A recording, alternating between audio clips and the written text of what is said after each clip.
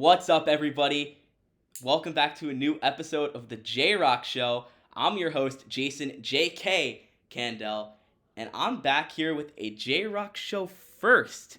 I got two guests in the SimWorld TV studios with me today, both hailing from Ill-a-delphia Elite. Please welcome head coach Dries Williams and the number one prospect in SimWorld Prep, according to the ESPN Top 100, Monte Parson.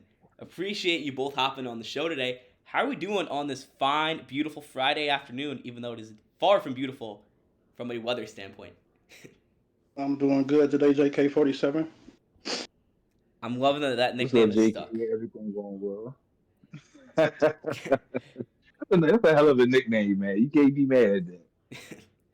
much much appreciated. Glad to hear you both are doing well. Hope you guys are both staying warm in Philly. I know it's pretty cold on the East Coast right Man, now, as an East Coaster myself. So I'm from Ohio. I'm used to it, but I still don't like it. Yeah, this is nothing you can get used to. that is absolutely nothing I'm not used to either. Let's talk about the main storyline of the SimWorld U week, the upsets. On Tuesday alone, number 8 Georgetown had their 10-game win streak snapped, lost to Jackson State, and they lost to SMU on Wednesday night. Number 16 Davidson lost to Donald Affetti in Minnesota. Bruno John Misty in Princeton topped number 13 Maryland, who had a big game on Wednesday night the day after. Number 24 SMU upset by Xavier on CBS. Outside of Duke and Alabama, the top of the SP rankings are super weak, super volatile, and conference play has yet to start. But I do hear that you guys are some big fans of Georgia Tech. So who do we see as the true contenders come Hoopsteria? Who are the teams that we think have the most to prove come the beginning of conference play? I Texas is another team I think you got to watch out for because they was getting a lot of props, but then they quieted down. But they still been doing their thing. So I think people got to watch out for Texas and Arthur Lattimore at Absolutely. the five. Arthur Lattimore was an absolute beast on the SimWorld prep circuit. I know you both know him pretty well. Yeah, I'm proud of them this season. Yeah, Arthur has done this thing, and Texas has been much better than I thought they were going to be. I know a lot of people were fans. I ain't gonna say I didn't see that they were going to be, good because everybody have a chance to be good. You got good players all over the nation. It's just about coaching and situation. But Texas has really gelled, and they, been on a nice run. So I think Texas is going to be one of the most dangerous teams, one of those teams that you can say can win it all, along with Duke and Alabama. And I think the most improved is Virginia Tech. I think Virginia Tech has gotten Big off to Tech, a hot man. start. Yeah, I think they got off to a hot start, and they're another one of them teams with a chip on their shoulder. Um, I think they are going to be looking forward to getting in the ACC and battling against Flag and guys like that and proving that they belong in that conversation as championship contenders. Watch his feet. Hmm. Marsh has been saying all week. I've been saying it all week. I think Virginia Tech's got the most to prove. People are saying that North Carolina is better than them. People are saying that Duke is better than them, which they probably are. People are saying that Georgia Tech is better than them. I've heard people say Virginia is better than Georgia Tech or Virginia Tech, and I don't know if I see it yet. I like Virginia Tech a Uh, uh, lot. I really like I Travion give Virginia it Tech. Novick. to. I like Virginia Tech better than Virginia. Whoever said that is tripping. I agree with Duke on that list you named. That's about it. I think they can handle their own against everybody else you named. Right. My only issue with Texas, to bring it back to the team we were talking about, is they're a little bit too young. They're arguably their two most important players are both freshmen in Arthur Lattimore and Vincent Magic. Is the moment going to be too big for them come Hoopsteria? That's my big question with them. That's the one thing that I'm not really entirely trusting of. It's possible, but that don't mean that they won't stand up when it's time. But it's definitely possible. It means that we have a lot to look out for over the next couple of months. But let's talk about something that's really the game of the year potentially on the SimWorld U circuit. Villanova, Maryland in Philadelphia last night in the city of brotherly love, putting on for your city, Coach Drees. But Villanova pulled off the victory 81-80 after a game-winning three from freshman phenom Justin Bell. Had 7 of the final 11 points in the game for Villanova and finished the game with 19 points. Are we calling this? What are we kind of calling this moment? Not only for Villanova, but for Justin Bell himself, stepping up with the lights getting bright as a true freshman. I think he put his name on the map last night because that was classic and that was great way to end it. Are we calling this the This is best one game? of them. Are we calling this the best game of the SimWorld season to date? It's a good I one. would say it was the best one that I've seen. I've missed a few, and I've seen a few good ones, but this was from front to back the best game that I've seen all year. They had everything: defense, yeah, offensive showcase, you had the big shot at the end. Like Yeah, it was everything that you wanted out of a basketball game, especially from a game of the week. yeah, I wouldn't argue against it. That was an instant classic right there. Shout out to some of the new commentators on the game, some of the SimWorld media members who were calling that one. Shout out to Sniper J, Rico, Ricky Green, who were killing it on Sniper, the call for that game. Rico and Sniper shout out J killed Sniper. it. Absolutely.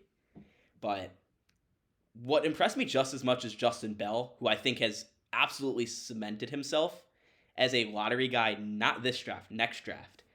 But what about Cooper Kingy Cross on the other sideline?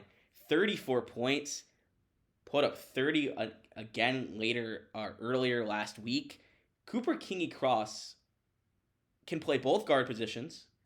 He can score at will. He can get to the bucket. And I think he's making a real argument for the number one pick. Marsh was saying that people were telling him that scouts were telling him they think Cooper Kingy Cross can go first. I've spoken to scouts and I've spoken to people close to the Maryland program, and they've told me that they think that Cooper Kingy Cross will not fall past number 3 in the 2025 SWBA draft. Whether you go one or not, you getting a dog. You wouldn't go wrong picking him over Jamison or Lamorian Sherwood because he's going to be a beast. Even though they lost last night, shout out to his game. He had an amazing game even in loss, and he purebred dog on that court. Oh, he definitely did that. And so are we saying that we think it is justifiable to draft Cooper Kingy Cross at 1 over Jamison Johnson and Lamarian Sherwood? I'm not saying it's justifiable. I'm saying you wouldn't be wrong. I'm gonna get a big man, me personally, but I'm biased. But if somebody drafted him first, they would get a great dude, and I mean they getting a dog no matter what. Right. If I'm it's situation dependent. Whoever get that first pick,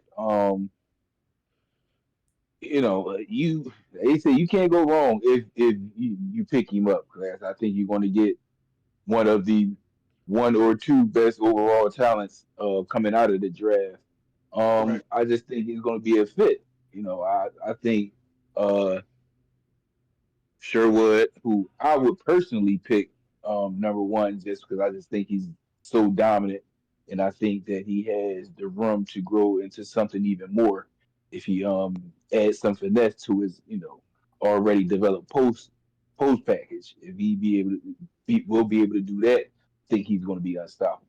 That's why I would take him number one. But King Cross, he showed that he can put the franchise on his back. Oh, if a team, really a team that's not bad, not good, obviously it's going to be a lottery team picking him.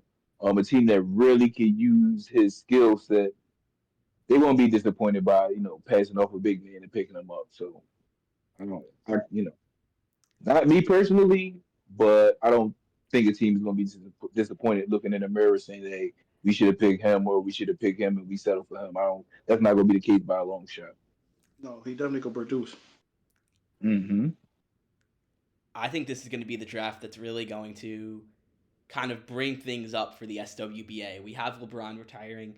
There's not a lot of guys that are interesting in the league right now. Marsh and I were talking about it on SimWorld yesterday, and I think I really like what I've heard from Lamar and Sherwood. I like Cooper Kingy Cross. They're great basketball players, but they're more interesting human beings. And I think that's kind of what the SWBA has been lacking in recent years. So I think that it's going to be such a fun class to evaluate. I'm a big DJ Wagner guy. I've been telling that to everybody, but I'm also a big Jalen Snow guy. And there's still Trey Turner. So while the two guards are, or the two big men, Sherwood and Johnson, are getting a lot of the love at the top of draft boards, I think we can't ignore the guards throughout this top 10. Jalen Snow, Trey Turner, Cooper Kingy Cross, DJ Wagner. I think they're all franchise altering players. See, and I feel the same way. That's why I'm, a shifty GM like myself would put together a deal and, maybe trade back, get a Jameson Johnson, and pull off a Jalen Snow, instead of, spending it all on Cooper. Like that's how I would be thinking. That's why I was saying, like I think Cooper King Cross is going to be great, but I think it's other guys in this draft who I could take, at that position that he plays, pull back a couple picks, get another asset, get a Trey Turner and a Sherwood, or just Kingy Cross. I'm going for the, Sherwood and Trey Turner. That's what I would try if I was one of these teams with multiple assets, like OKC has multiple assets.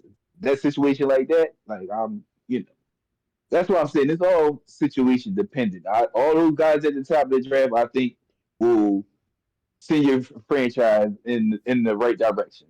All those guys at the top, all five, six guys you just named are going to be guys that will be able to send your franchise up in multiple ways. Sales at the gate, jersey sales, all those type of things is what you're looking for out of a franchise guy, and I think you'll be able to find that at the top for sure. And I agree. another thing I really want to bring up with you guys before I kind of get into the questions I had for you both is we're seeing a lot of movement on the recruiting trail. We saw Alabama land 3 top 10 players according to ESPN.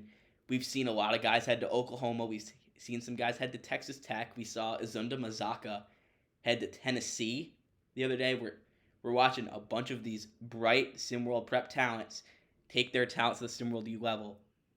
Who are we most impressed by right now on the recruiting trail? Ohio State. Shout out to Ace London, Trey Greer, and Ethan Alexander. I should have known you were gonna say that, Monte. I should have known. If you know me, I'm a rep my boys. I respect it. We give Alabama a lot of flack. I am impressed that they got that group of guys to commit. If anything, not talking fit or anything else, just getting that collection of talent to commit to your program is that's a hand clap alone for me. Like, we got Kai Killen, you got Almighty Soul, you got a couple other guys. You got already had Levin Cutler, the recently departed what's the young guy name that just left out? Um, I'm drawing a blank right now. But they already had a collection of talent. They got DJ Childs, and to pull that group in right behind it. I am impressed with what Alabama was able to do this season, all season so Yeah, they far. look good. They look good. Oh, they're terrifying. You have Levin Cutler Yeah. and Leonardo Fields down low, and you still have Almighty Soul, Kai Killens, and potentially another year DJ Childs. Ooh. Yeah. Be lucky you're not It's going to the crazy. SEC. My.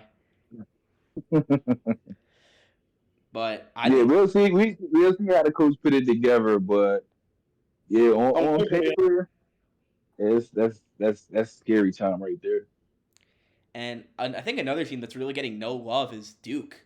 You have Pablo Guzman coming in, you have Andre Ivanov. That's two dominant SimWorld prep players right there. um people ain't gonna get Duke props because of Cooper Flag. That's what's happening with that. But they know who Duke is though. Don't fool you. Right.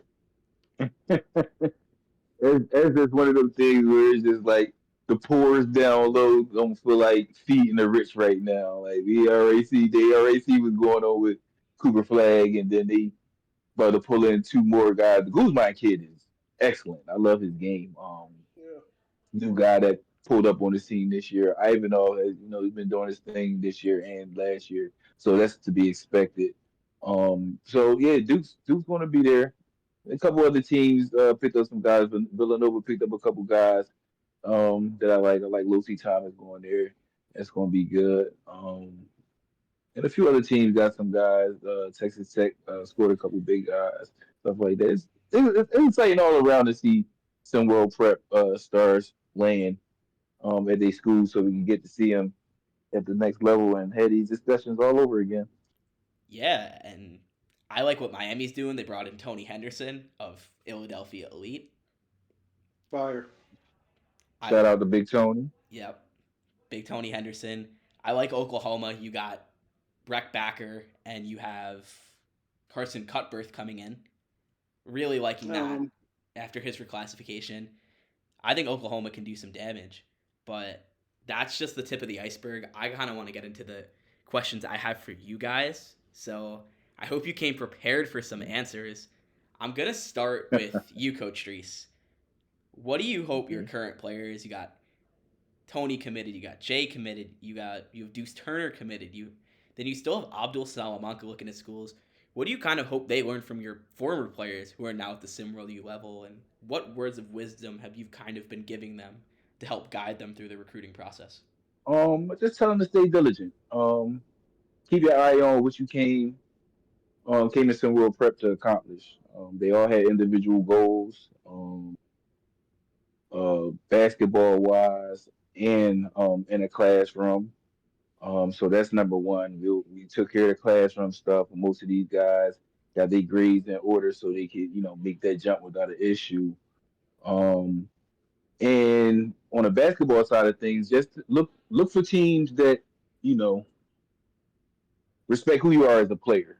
'Cause a lot of players get in situations where they're not able to grow, and that's because coaches are not patient with them. They don't understand really what they have, or for any other various reasons. So I just told most all my guys find situations that allow you to continue your growth arc. You don't want to get to a place and get stagnant, or they do something else over there that's counterproductive to what you do. So no matter where it's at, find somewhere where it'll let you be yourself, let yourself grow to the maximum capacity, and after that, show work ethic and put in that work to be the best that you know you can be. I respect it. And Monty, we talked about Ohio State in that recruiting mini segment we just did, and I wanted to ask you a little bit more about that. I know you're all only right. 16 and it's only a verbal commitment, but with them bringing in Trey Greer and Ace London, has anything changed regarding your verbal commitment to Ohio State? Or did Kai Killen's slip commitment get you thinking? Um, Nothing changed. I'm right now. As of right now, my verbal with Ohio State haven't changed. With Kai pulling out and changing, I mean, he did what was best for him. That didn't really affect what I had going because we both on different paths, and I respect his game, he respect mine. So I didn't look at it like, oh, he moved and I should think the same way because I don't think like that. That's not my thought pattern. And I know you're not really kind of changing your mind about anything regarding your commitment to Ohio State. Have you looked into reclassifying with Jay Midoriya, with Breck Backer, with Almighty Soul, I should say, all reclassifying up a year? Or has that not crossed your mind? Um, it was brought to the table for me. I look at it like this. I don't know how it is for everybody else, but in my situation, I'm receiving great development. So I don't look at the need to reclassify per se because I feel like I'm on a path right now. I got a different mindset. Every level I want to play in, I want to be one of the best, and that's my goal. I don't want to make a move too sudden that affects me in the long term because in prep I want to be the best. In SWU I want to be the best, and if I make it to the SWBA, I want to be one of the best. And in order to do that, it takes work. It's not going to just happen because I'm me. And so I think rushing it works for somebody. If I was in a bad situation, I would think more of it. But I feel like I'm getting that extra year, give me a chance to fine tune to where I know what I'm saying. That way, when I do reach SWU, I'll be able to be an impact to my team. Because that's what I want to do. I just don't want to be part of a team. I want to be an impact instantly. Okay, I respect that. And final question I have, it's more for both of you. I'll I'll let you decide who wants to answer first. Who were your inspirations that got you into playing and coaching, respectively, and like how'd you both kind of get your start in basketball? I go first, coach. Mine is weird. It's my mother. My mother played college basketball, and when she had me, that was the end of her career. So I feel like she sacrificed her career. So she put in so much work for me. I mean, so much time and get me supporting me on the court. It gives me that inspiration to work hard because I know personally that she sacrificed. I ain't gonna say sacrifice because she did it. She loved me. I'm her kid, but it was a sacrifice. But she sacrificed what she had going on to raise me. So this is my way to show her by finishing off what she started. So it's my mother. I'll say my mother. Very noble of you. And Coach Treese, how'd you kind of get your start in basketball and more specifically coaching? For coaching, like I was a former player, so I played up into the high college days. Career cut short from knee injury and stuff like that. Um, but I always wanted to be part of the game a little on that technical side. I always was in the X's and O's heavy, even when I played kind of the quarterback on court, especially for defense.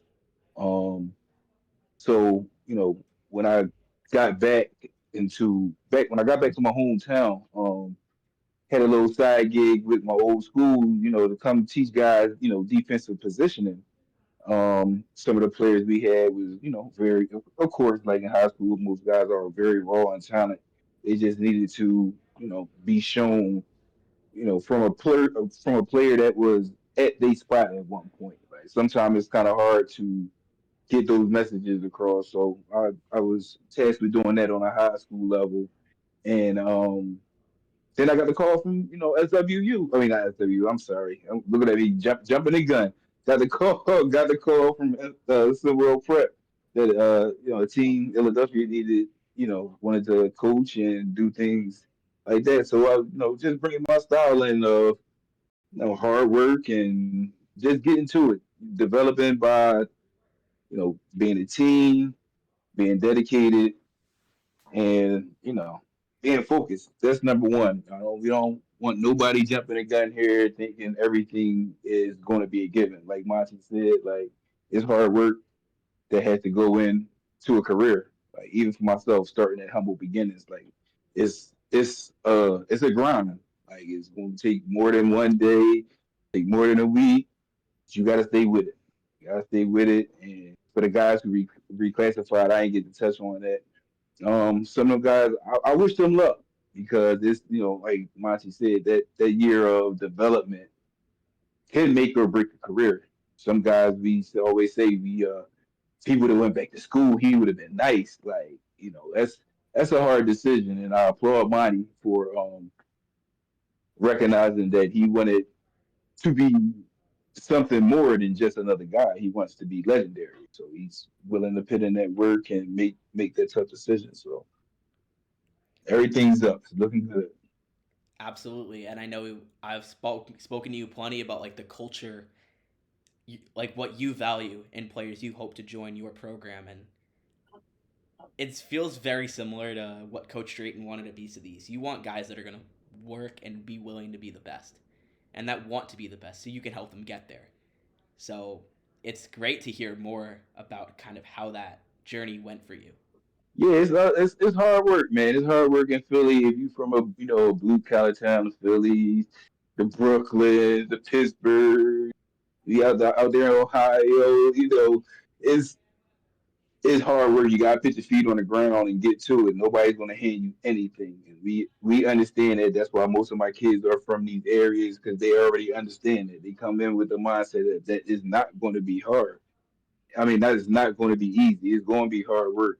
I brought in 10 guys to compete with each other every day. It's no day off. It's not a day in practice where it's going to be like, all right, I'm going to have an easy day. No, you about to have another dog on the other side of the court trying to rip your head off every day. That's the way you get better. You have that constant force that's making you better every day. So that's how we do things in Philadelphia and how I look to do things in the future. And hopefully all my guys take those lessons that we learned fighting in the trenches together, take it to the next level, and be leaders for that. AJ Frost went down to Temple and did a good job. Is doing a good job for Temple this year with that. The same messages that we taught him here. That it's all about the team. We'll get better even in tough times. Lean on your teammates and get the job done. Absolutely. And is there any final messages that you guys have before we conclude this episode? Anything you want to let the ladies and gentlemen watching at home know? Um, well, you know me, I'm gonna say something wild, JK. Let's hear it. Um, who coming in second? Cause Illy the best, baby. Well, And that I'm just gonna say, I'm all right. I didn't mean to cut you off, GK. I'm just gonna say, looking forward to the rest of the SW and some World Prep seasons. It's been a great season so far, especially on the prep circuit. You get to see all these guys career blossom and see some more guys commit.